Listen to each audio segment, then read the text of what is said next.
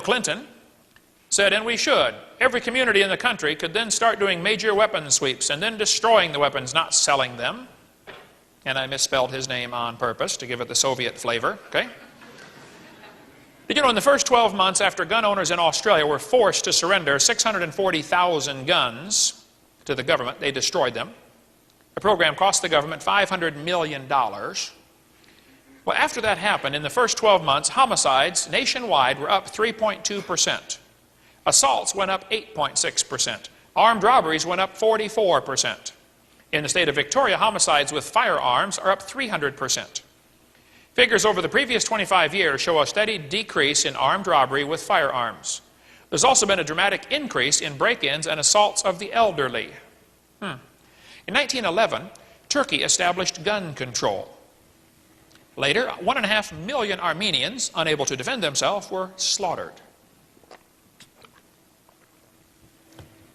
In 1929, the Soviet Union established gun control, and for the next 30 years, 20 million dissidents, unable to defend themselves, were rounded up and slaughtered. 1938, Nazi gun control said Jews are prohibited from carrying firearms and ammunition. They established gun control in 1938, and for the next 6 years, at least 13 million Jews and others were rounded up and exterminated because they were unable to defend themselves, okay? China established gun control in 1935, and for the next 10 years, 20 million political dissidents unable to defend themselves were exterminated. Guatemala established gun control in 1964. In the next 15 years, 100,000 Mayan Indians unable to defend themselves were exterminated, killed, murdered. Uganda established gun control in 1970. For the next 8 years, 300,000 Christians were murdered because they were unable to defend themselves. Cambodia established gun control in 1956, and from 75 to 77, 1 million educated people, maybe more, unable to defend themselves, were rounded up and exterminated. Defenseless people around the country, around the world, exterminated in the 20th century, about 56 million. Next time someone talks in favor of gun control, ask them, who do you want to round up and exterminate? See, with guns we are citizens, without guns we are subjects. Well said, Mr. Bracken. In 1982, the town of Kennesaw, Georgia passed a law requiring all able adults, except convicts or conscientious objectors, to have a gun. You had to have a gun in Kennesaw, Georgia. They've had only one murder from an out-of-state criminal with a gun and have had no increase in crime or violence in 12 years. I mean, if you're a criminal, you're going to go to a place like that? One of the major chains like AutoZone, it wasn't AutoZone, but one of the major auto parts chains, the government, their leader said, we're going to have a rule, no guns allowed in our stores. So they sent out a memo, everybody post a note on your store, no guns allowed. What does that say to a criminal? Rob me. Isn't that what it says? Do you think that criminal's going to obey your sign? I can see it now. He's standing there holding the gun on the counter, on the guy behind the counter. The guy says, hey, can't you read that sign out there? Hello? The plan is very simple. You create a crisis, like blow up the Reichstag, like Hitler did, or blow up the Muir building, like our government did, to get people to accept your solution, which is more anti-terrorist laws and gun control.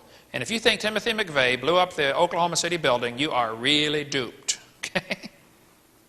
A long story behind that. The communist definition of peace is the absence of resistance.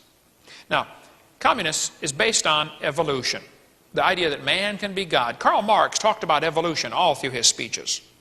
He kept talking about historical evolution is on your side. At a very early age, while still a pupil at the ecclesiastical school, a Christian school, Comrade Stalin developed a critical mind and revolutionary sentiments. He began to read Darwin and became an atheist. You know, Joseph Stalin went to a Christian school, and Darwin's book turned him away from God. That's the book that influenced Joseph Stalin. Now, my daughter-in-law is from the Ukraine. Joseph Stalin intentionally killed 10 million people in the Ukraine. I've been there and preached over there, folks. It is a poverty-stricken country. That's the breadbasket of that whole area. I mean, they can grow more food than they could ever possibly eat. Communism has destroyed that place. Joseph Stalin, it's estimated that he killed between 60 and 100 million of his own people during his reign of terror. Nobody knows for sure. You ought to read some of the books by Alexander Solzhenitsyn, if you can read a 900-page Russian book. Somebody gave me one of these big books, you know, the Gulag Archipelago. Said, oh, Hovind, you got to read this. I said, yeah, right, man, that thing's 12 feet thick. He said, okay, just read the first 10 pages. I said, all right, I'll read 10 pages. For the next 3 days, I couldn't put it down. I was up day and night reading that whole book. I couldn't believe it. This guy lived through Joseph Stalin's concentration camp. How many of you have ever read any of those books by Alexander Solzhenitsyn? You know what I'm talking about, man. You can't quit. Just get one and read it, okay? You know, during World War II, Poland was attacked from both sides. Russia hit them from one side, and Germany hit them from the other side. And the Polish army put up a ferocious resistance, but they were absolutely hopelessly outnumbered, and they collapsed.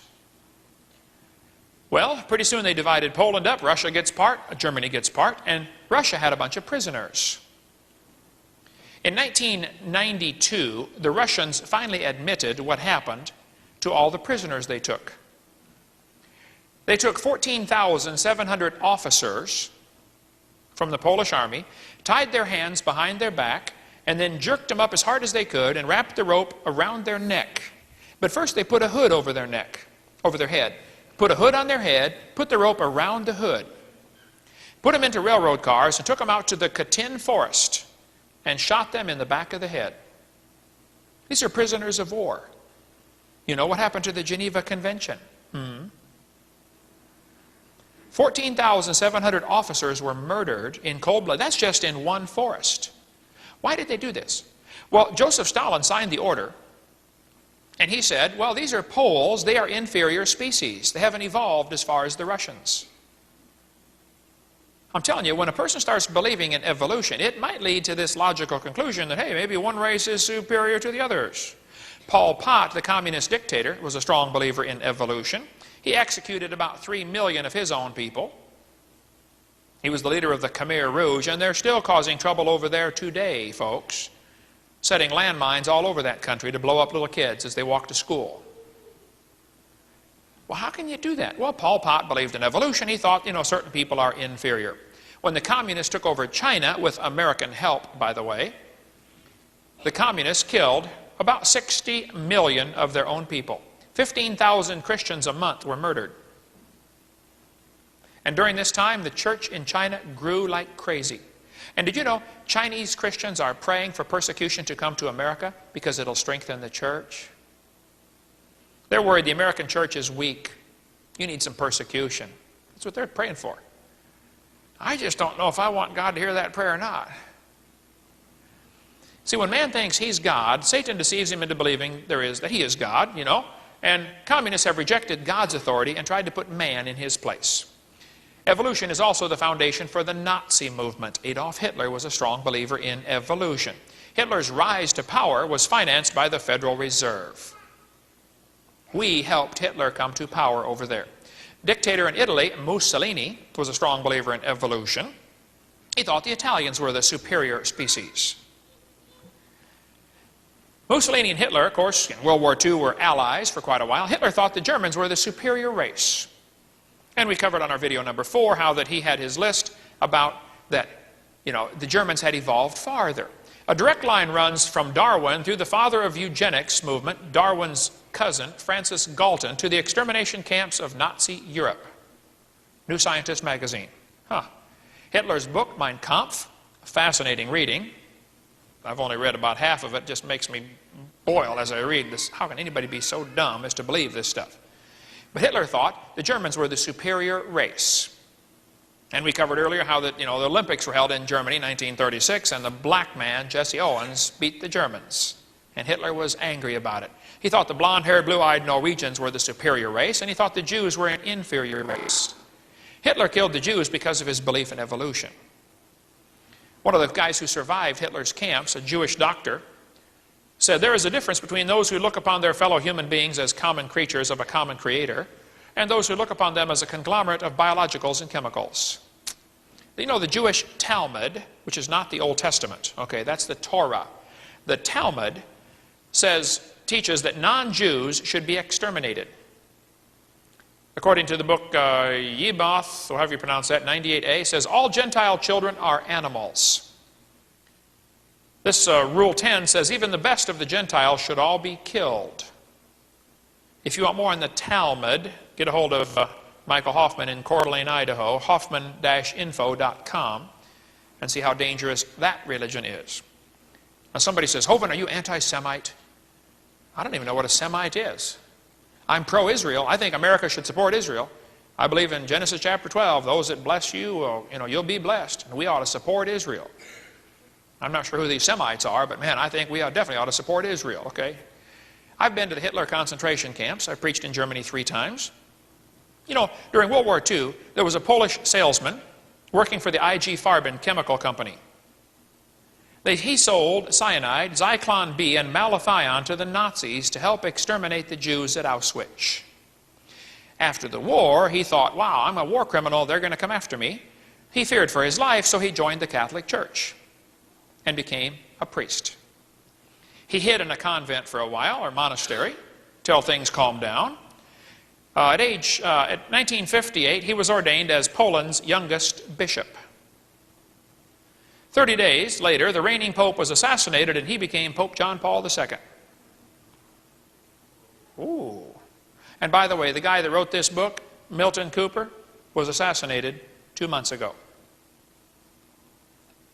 But all you got to do is type in cyanide and pope on a website and you'll get all sorts of documentation. This is exactly what happened, folks. Just better study that out, okay? What Hitler did to the Jews is because of his belief in evolution. And I wouldn't be loyal to any church just because Mama went there, okay? I was raised Lutheran and Methodist and Mennonite, went to the Catholic Church, never joined. But folks, I'm going to stand for truth and what God's Word said, regardless of what anybody else thinks. And some of you better have the backbone to do the same. And if you're a Catholic, God loves you, okay? But you ought to get out of that mess. You better really study what you're in and get out of it, okay? Trust me.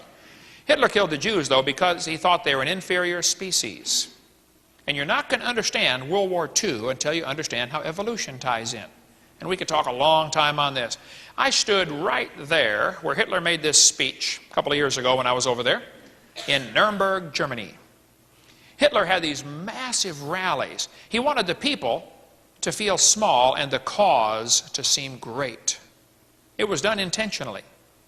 As I walked on these blocks of stone there, I realized these blocks of stone were cut at the concentration camp I had just come from a few hours earlier, where thousands of Jews died cutting this granite so Hitler could walk on it. Cutting and polishing granite stones. You know, the mentality of the environmental movement is the same today. They want the kids to feel small and the cause of saving the earth to feel great. Same mentality Hitler used. Hitler knew you have to reach the young people. I've had many people come to me and say, Brother Hovind, I was in Hitler's youth in Germany. And you are right. They bombarded us with evolution teaching in Hitler's youth corps. Ask anybody, maybe there's somebody here that was in Hitler's youth corps in Germany. They'll tell you that's what they taught them was evolution. Hitler kept calling the Jews a parasite in the body of nations. Same thing about the abortion issue, which we covered on video number 4. Hitler said, this new state will give its youth to no one, but will instead take youth and give to youth its own education and its own upbringing. Your child belongs to us already. What are you? There was a man in Skokie, Illinois, that shot and killed a doctor. The police caught him. Said, why did you kill that doctor? Here's what the man said. He told the authorities he chose a plastic surgeon from the phone book and killed him because they, the hairdressers and people who make blue-tinted contact lenses, are diluting the Aryan beauty. Folks, the Nazi movement is alive and well today, including in Milwaukee, Wisconsin. Am I right? Robin, do you get into any of this stuff? Okay. Hitler wanted to think, though, he wanted to hide behind the cross. There's a great book by Marvin Lutzer, president of Moody Bible Institute, about how Hitler he deceived the Christians. The Christians didn't oppose Hitler for the longest time.